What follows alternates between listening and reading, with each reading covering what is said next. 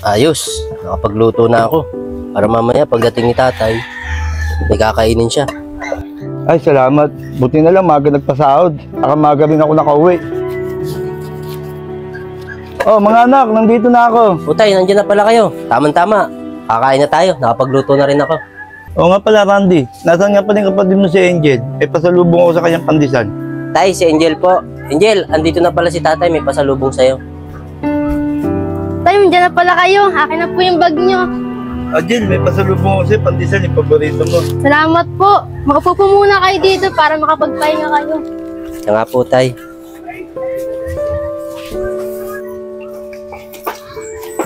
Ano ba si daddy? Ako pa nautusan man ninyo ng paupa. Dami-dami naman mautusan doon. Mawala ng pambayad yun.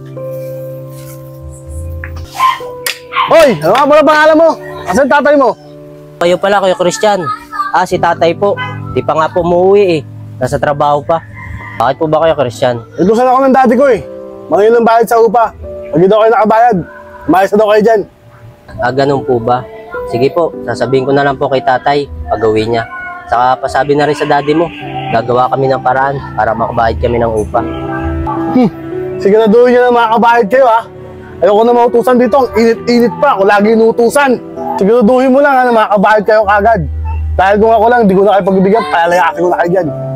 Sige na, ayos na ako. Sabihin mo sa tatay mo ha.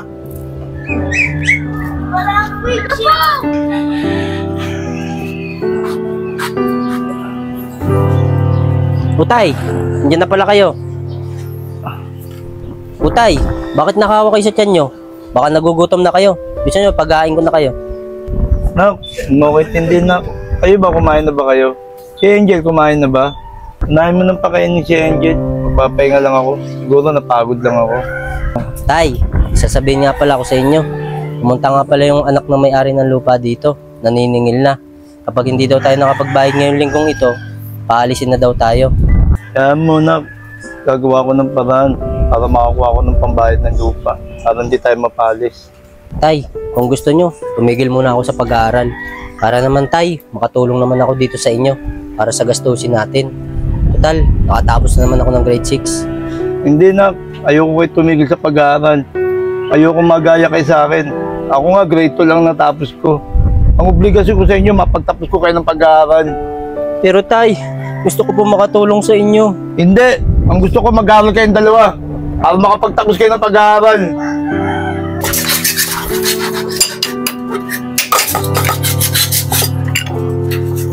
Pare, kain muna tayo. Break time na.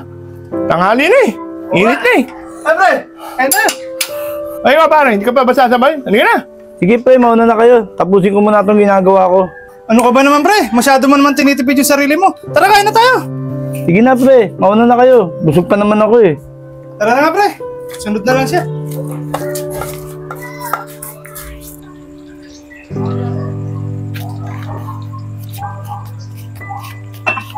Oh, bakit ito lang? Ang laki pa ng kulang nyo ah.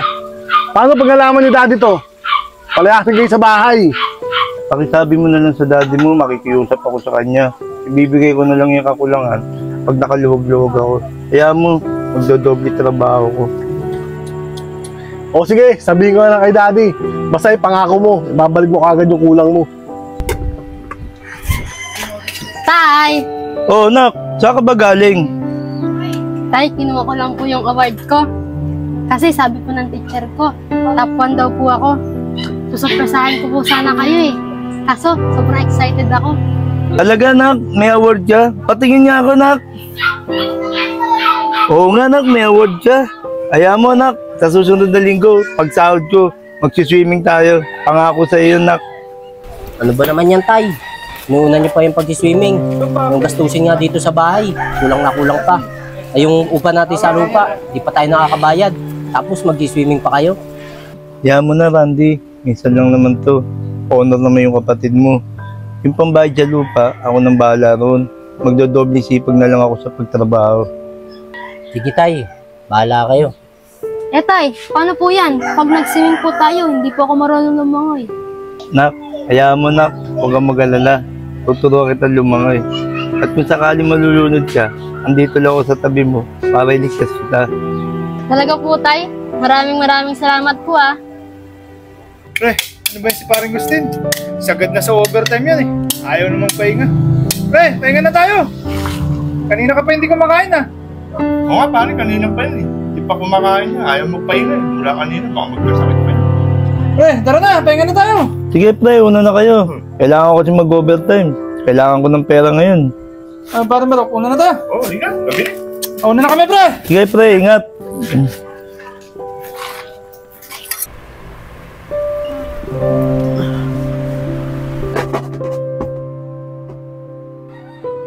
Mga anak! Tumayo kayo mga anak! May tao sa labas! Gusto akong paslangin! Binayaran sila! Papapaslangin ako! Mga anak! Sarado yung maiging pinto! Magsitago tayo lahat!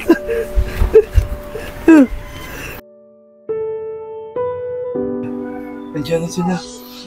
Anak! Nandiyan pa ba sila? Kumaingay! Tay, wala naman pong tao sa labas ha. Sino po ba yung gustong pumaslang sa inyo? Gusto nyo, sabihin natin kay Kuya Ryan at para may report natin sa polis. Huwag na! Baka madamay pa si Kuya Ryan nyo. Andiyan na sila.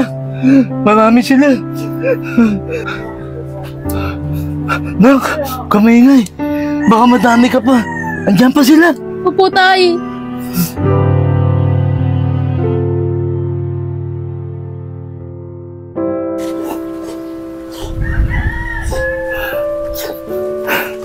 Nak, diyan ka lang ha. Huwag kang aalis ha. Opo, tay. Baka bumalik sila. Tay, Andiyan na sila. yan na nga pala po si Kuya Ryan oh. Pinapunta ko po dito. Ba't pinapunta mo pa rin sa Tito Ryan mo? Baka may madamay pa siya. Marami sila. Tol, ba nangyari sa'yo? Ito ba lahat sinabi sa ng mga anak mo? Kilala mo ba sila? Tara, report natin sa pulis. Oo, kilala ko sila. Andiyan na nga sila. Marami sila. Tara, dapa! Yan na sila! Dapa na kayo. Yan na sila. Kuya, wala naman tao ah.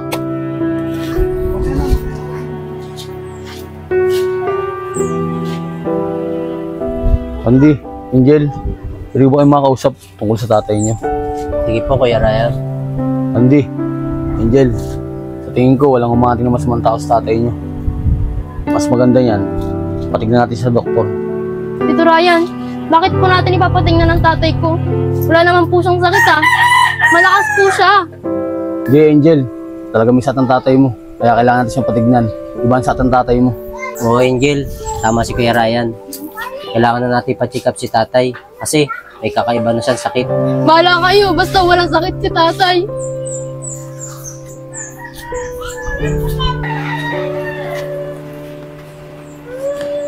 Talaga? Pag hinunog ko ba to, mawawala ng mga espiritu dito sa bahay namin. Hindi, gagawin ko na to. Kaya nang ginagawa niyo, itigil niyo yan, tay. Hindi, kailangan ko gawin to para maging sila rito. Kuya! Gagawin ko na to. Kuya! Gagawin ko to Si para maging tatay! mga espiritu masasama. Tay! Ah. Andiyan sila. Andiyan na sila. Ikaw, magtago ka. Andiyan na sila. Kuya, sama ka sa akin. Nahanap pa ni nanay tatay. Nahimiss ka na ulit nila. Tara. Nanay, si tatay, miss ko na rin sila. Tara, sama ako. Tara.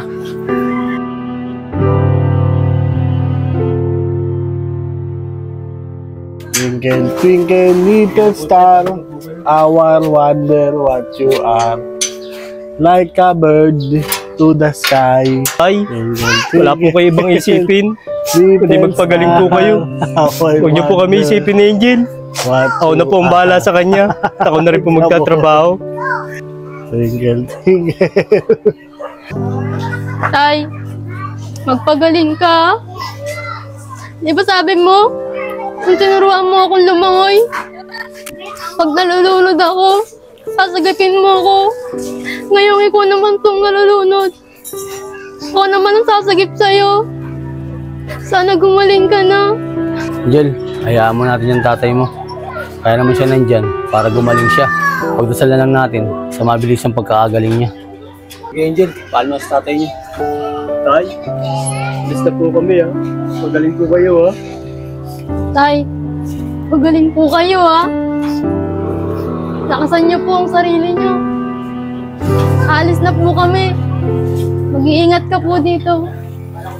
Bakit ako iniwan nun? Huwag naman ako. Diba?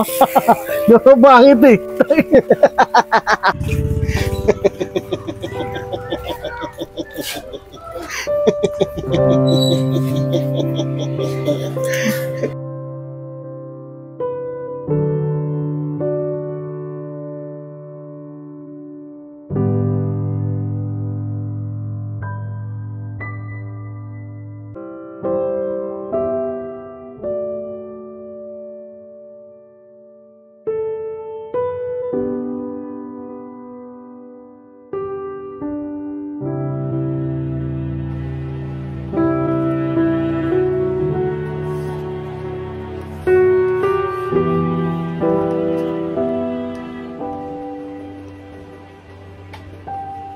Ito naman ni tatay. Nag-aalala lang ako, baka bumalik na naman yung sakit niya. Hindi naman siguro, Angel. Uminom na naman siya ng gamot. Angel, hindi na pala si tatay eh. Mga anak, nandito na ako. Okay lang ba sa inyo kahit kangkong ang ulam natin? Ano ba naman kayo, tay? Okay lang sa amin yan kahit kangkong ang ulam. Ang mahalaga, kasama namin kayo. At nandito rin kayo sa bahay. Opo, tay. Sayang masaya po kami dahil nakabalik na po kayo ulit. Sana magtuloy-tuloy na po yung paggaling nyo at di na bumalik yung dati yung sakit.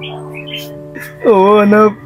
Basta lagi niyo papaalala sa akin kapag inom ko ng gamot. Para hindi ko nakakalimutan. Ayoko na kasi bumalik doon, panganak ko.